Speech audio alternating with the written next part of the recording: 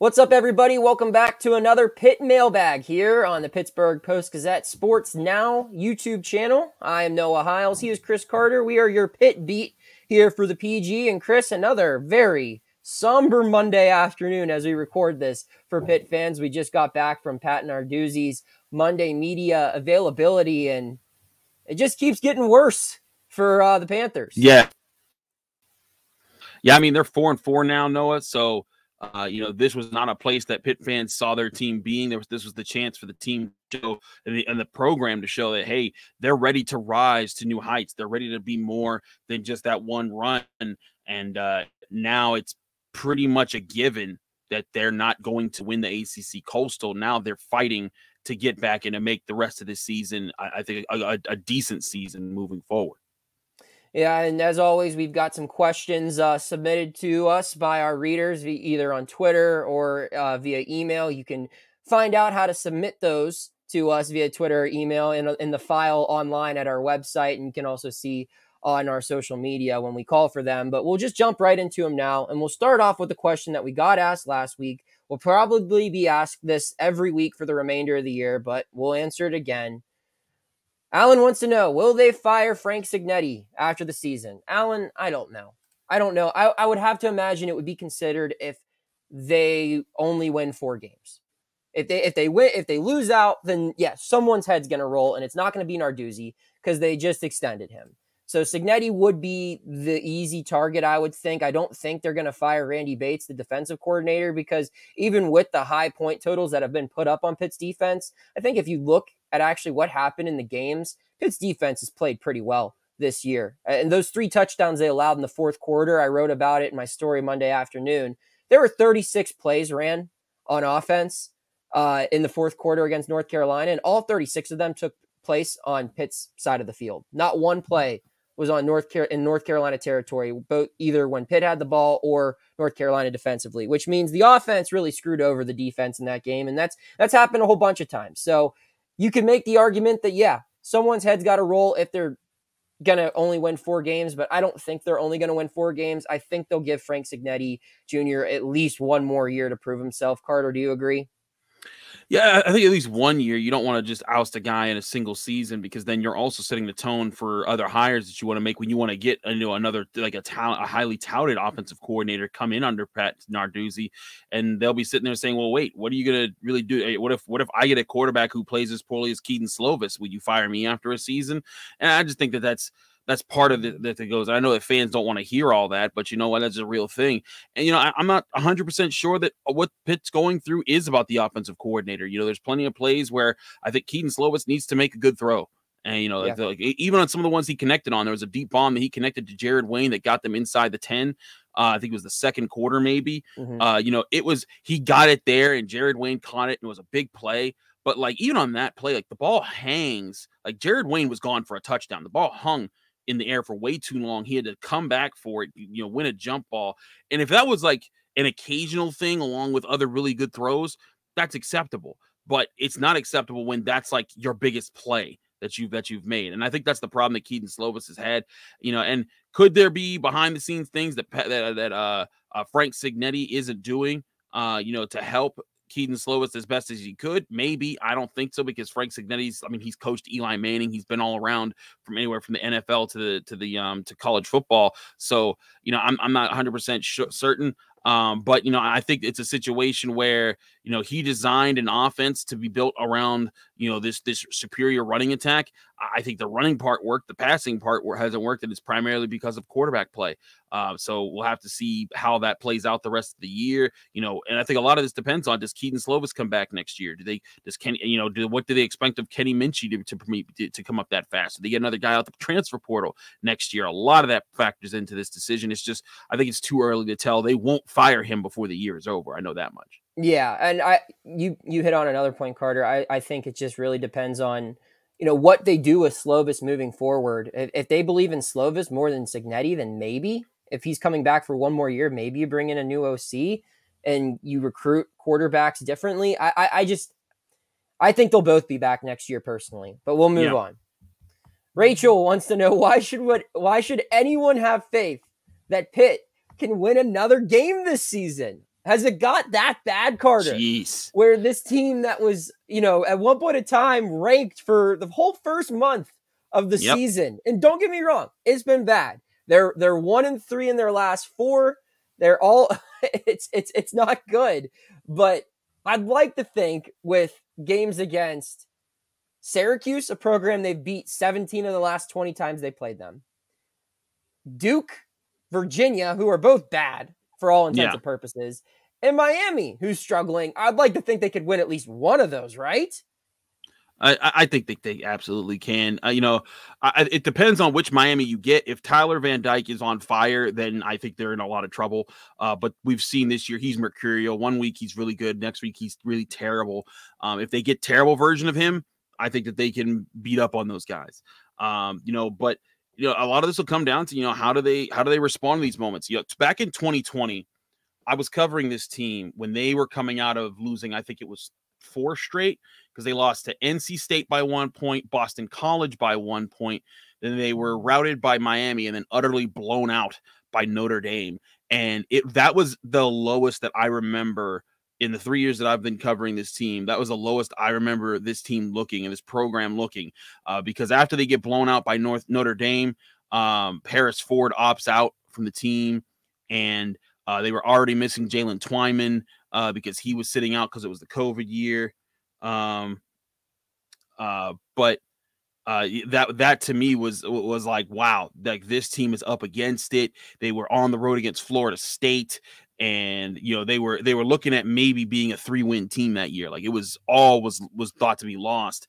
And then Eric Hallett was promoted, and then Brandon Hill was promoted, and then they got Kenny Pickett back from injury, and Kenny Pickett didn't even do the things that he did in 2021 that fans came to know him by. He kind of like, fought hard in certain moments, but it was a team effort that won those last 3 games that season. I think they can rally for a similar performance. I mean, even though the Coastal's pretty much all said and done with, they would have to win all 4 of their last games, and North Carolina would have to lose all 4 of their last games. But even with that, being out of consideration, this team has a lot to play for. They can still fight to finish with a good season, and then be looking at, what kind of a bowl game that they could play after the fact. But I think it's also about some pride, playing forward. This was, okay, we may not be ACC champs this year, but we're going to give y'all a heck of a fight, going into it. And you want to see which of the young guys steps up so that they can be part of it next year. So yes, there's definitely a lot to watch for right now. And I don't think that they will go winless for the rest of the way. I mean, some reason you should have faith that they can win one more game is because they've won 4 of them. Yeah. I mean, they have won 4 games. Like, I get it. The last 2 fourth quarters in their last 2 games have been really ugly, but they have beat an ACC opponent. They have won 3 non-conference games, granted against 3 pretty bad teams, but they're not playing a juggernaut schedule from here on out. Their hardest game, I think, is upcoming against Syracuse, and it's one they're 3.5-point favorites in. So I'd like to think they could probably win at least one more. We'll move forward now. Marvin wants to know, is there anything Kedon Slovis can do to get benched this season? Marvin, I've been wondering the same thing myself, honestly, covering this team. And that's nothing against Slovis, but it's more just to say about the loyalty that Narduzzi has to this quarterback. And he said time and time again, he believes this is the best quarterback on his roster. This is the best guy that they have on the team that can help them win games right now in 2022. And he might be right with that.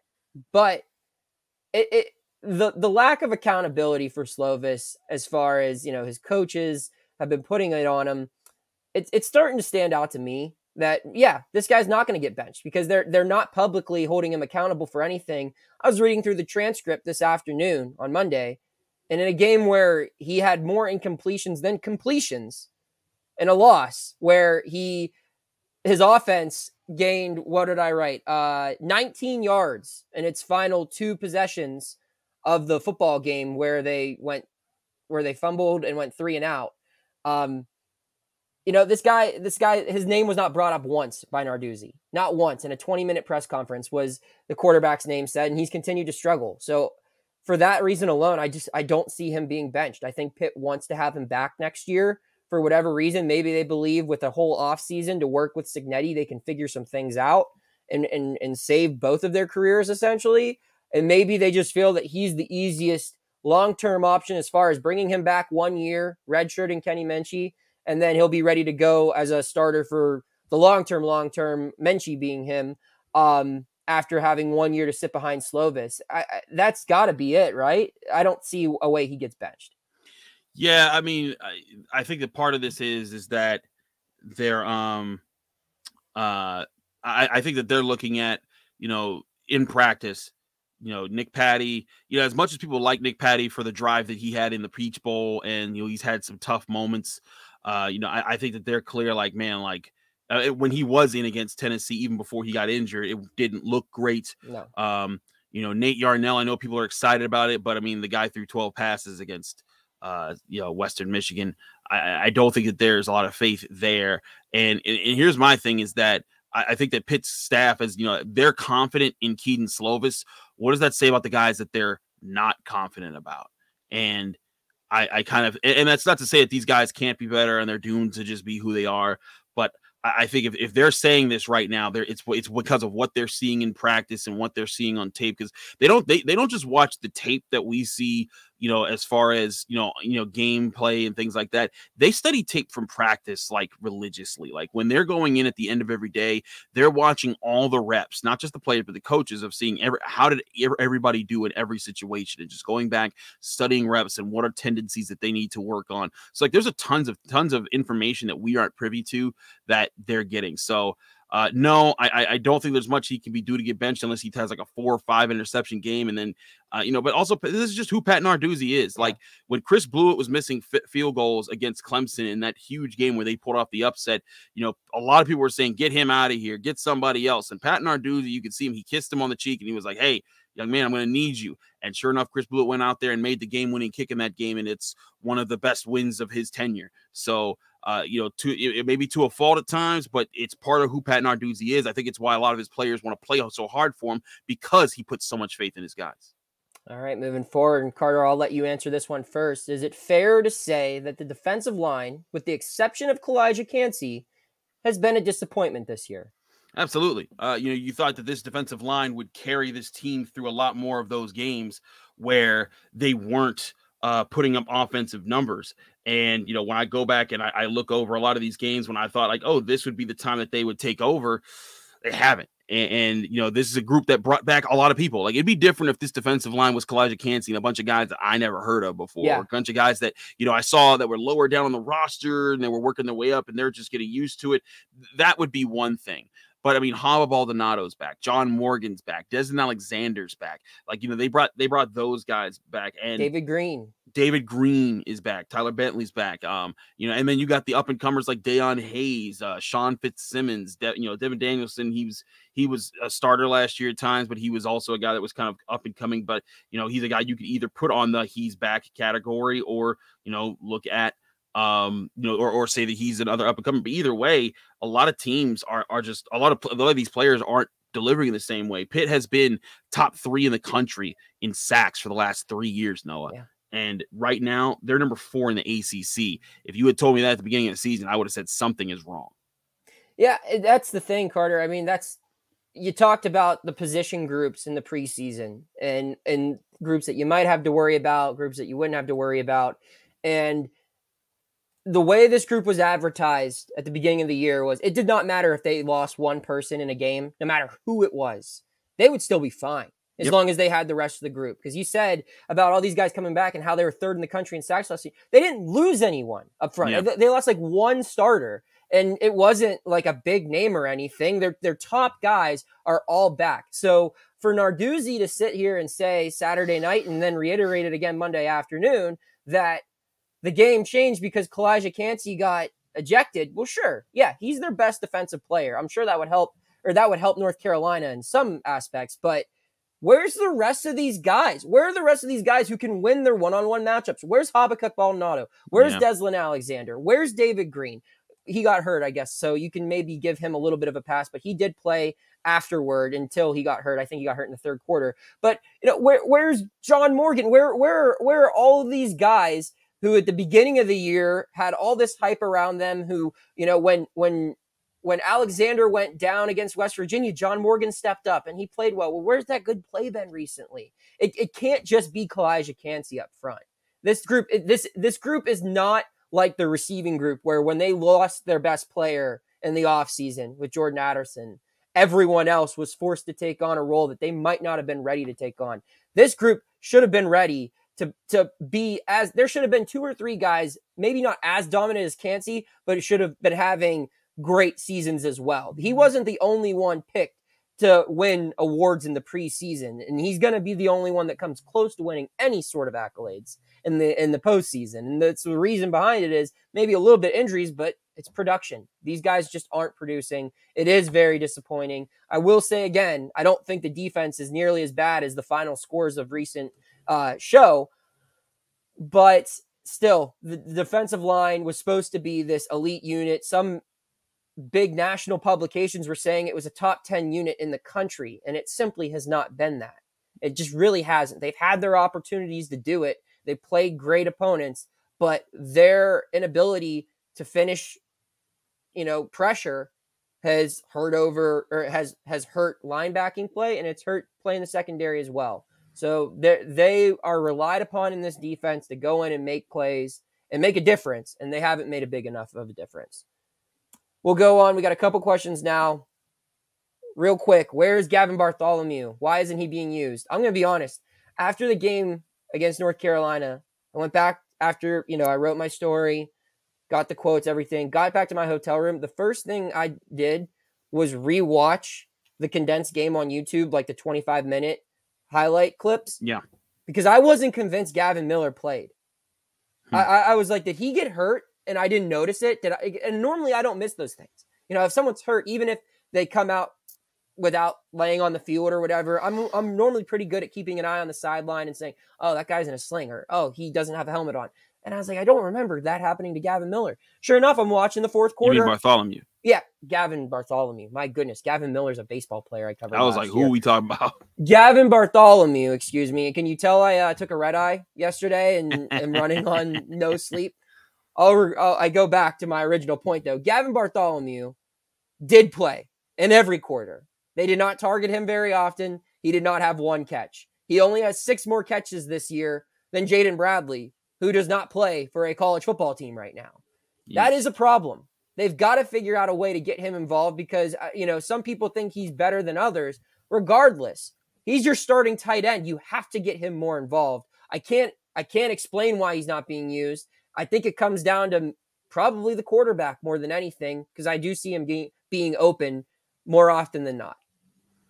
Yeah, I mean, I think it comes down to people are going to say, like, why is it Pitt scheming things to him? They might be, they might be having plays drawn up where he's running free, and it's just up to Kedon Slovis to get him the football. And to me, that's the biggest holdback right now. It isn't Gavin Bartholomew's skill. I know that Frank Cignetti, he's big on using tight ends. Heck, Doran Dickerson's a friend of mine, and he told him how Frank Cignetti boosted his career because he couldn't get any love in Pitt's offense before Cignetti got there, and then Cignetti showed up, and all of a sudden he's an All-American tight end who gets drafted back to the Patriots. So, there's I look at that and I say, like, Frank Cignetti knows how to use tight ends. He's done it before, but at some point in time, and I say this a lot when it comes to coaching, people think it's just that simple. Oh, just tell them to do it and then they'll do it.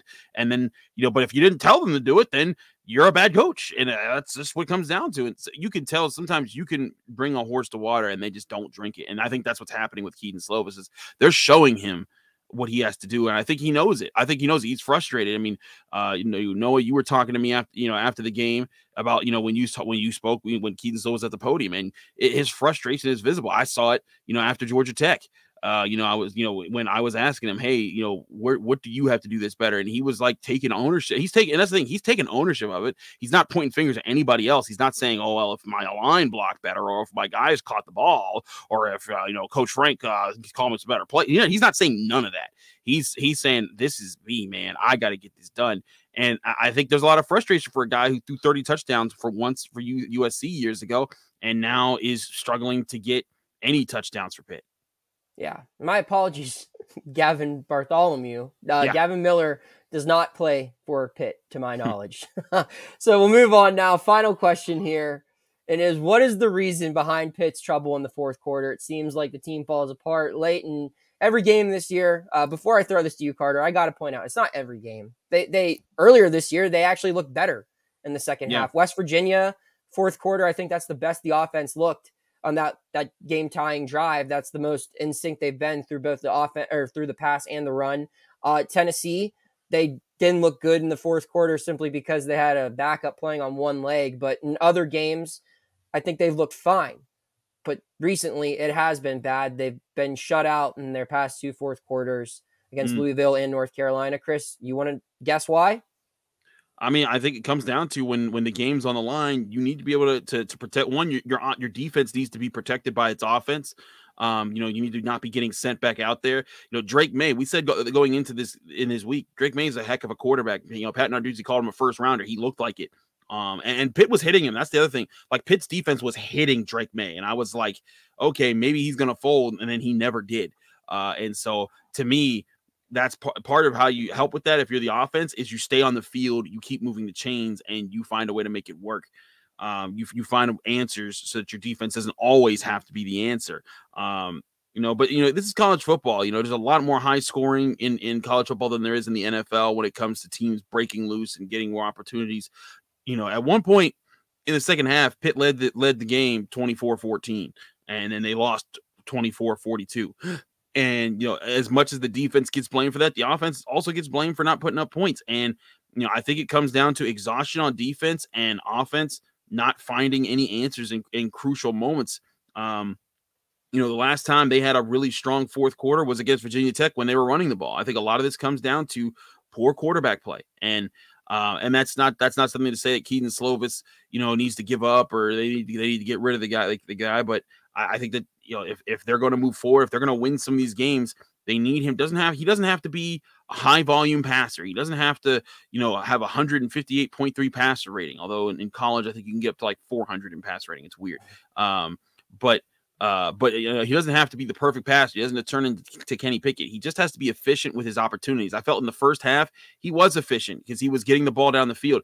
I think if Pitt can channel more of the deep passing to running game that they were going into, I think that's his key to success. But that might be your best way to try to protect yourselves in the fourth quarter. Carter, let me ask you something. Slovis looked good in the first half in certain play situations.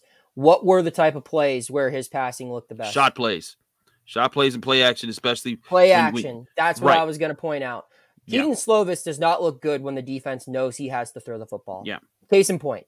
In the fourth quarter against Louisville, when the game got tight and eventually when they fell behind, and the same thing for North Carolina, when they knew they needed to move the ball and they said, all right, we are not going to let you run, beat us by throwing, and you can't run play action because we're bringing a lot of pressure. He has been unable to move the ball through the air. And sometimes he doesn't get helped by a drop or a penalty. I'm not blind to that fact that there have been times where he has thrown a decent pass and it either gets caught and there's a flag that brings the play back or it gets dropped. That stuff happens with everyone, though. If you're going to be a decent quarterback, you've got to overcome your offense's mistakes because they've been able to overcome yours in other situations where he's been bailed out by Izzy or he's been bailed out by a receiver making a long run after a catch in the beginning of the season. Those yard after catch plays help them win games, honestly. So, you got to take the good with the bad there, and he just has not been able to move the ball through the air when the defense expects him to throw the football. And that's been the problem for the fourth quarter. His inability to throw when the defense knows he's throwing creates 3 and outs, it creates turnovers, and it creates short field for the offense, for the opposition when they get back out there. And in turn, that makes the defense's jobs harder when it's tired. And that's how they lose. That's what's happened in the last 2 games. And I wouldn't be shocked to see it happen again if something doesn't change. So that's all the questions we got. Carter, any final thoughts?